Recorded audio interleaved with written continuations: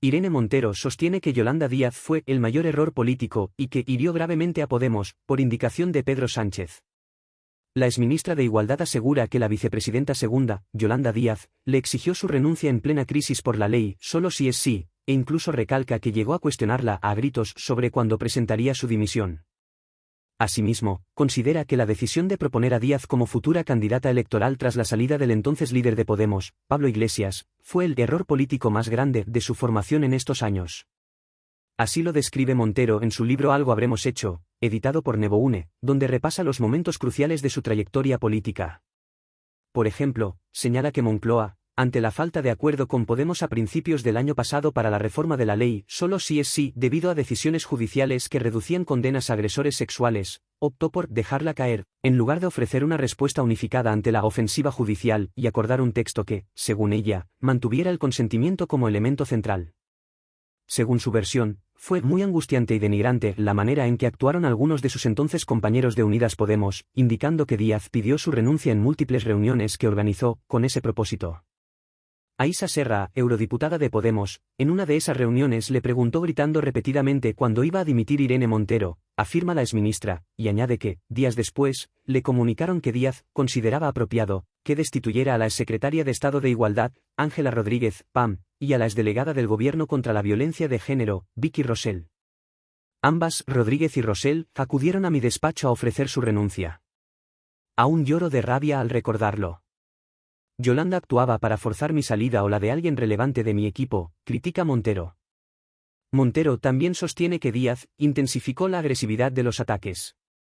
Señala que la decisión de impulsar la reforma del Ministerio de Justicia y sacrificar a Igualdad fue del presidente Pedro Sánchez, pero quien intensificó la agresividad fue Yolanda y quienes decidieron junto a ella que era necesario alinearse con el PSOE y aprovechar para intentar causar un daño fatal a Podemos.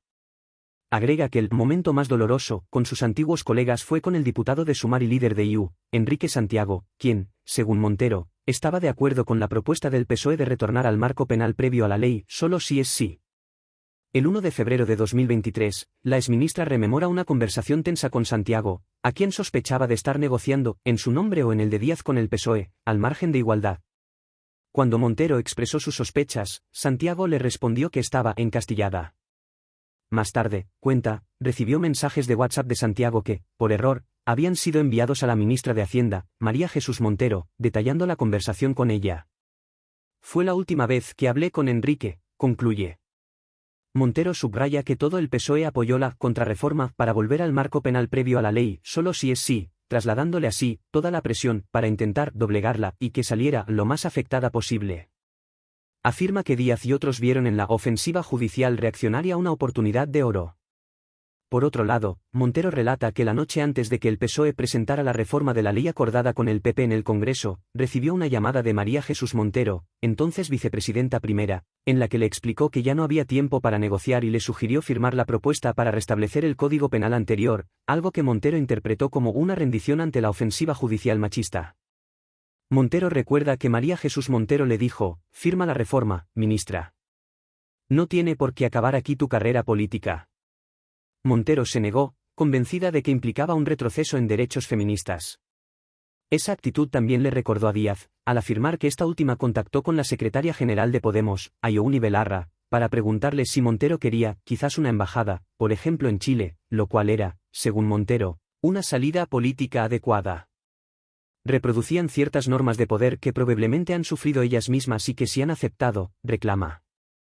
Montero concluye que tras la controversia de la ley solo sí es sí y el conflicto con el PSOE por la reforma, Sánchez decidió silenciar al feminismo y castigaba el feminismo institucional desarrollado por Igualdad.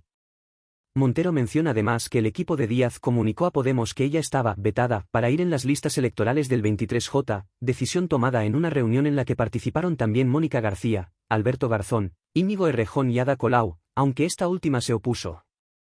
La exministra de Igualdad afirma que hubo una estrategia para reemplazar a Podemos por otro espacio electoral, en alusión a Sumar, que careciera de autonomía política y se limitara a cumplir con lo que el PSOE quisiera en el gobierno.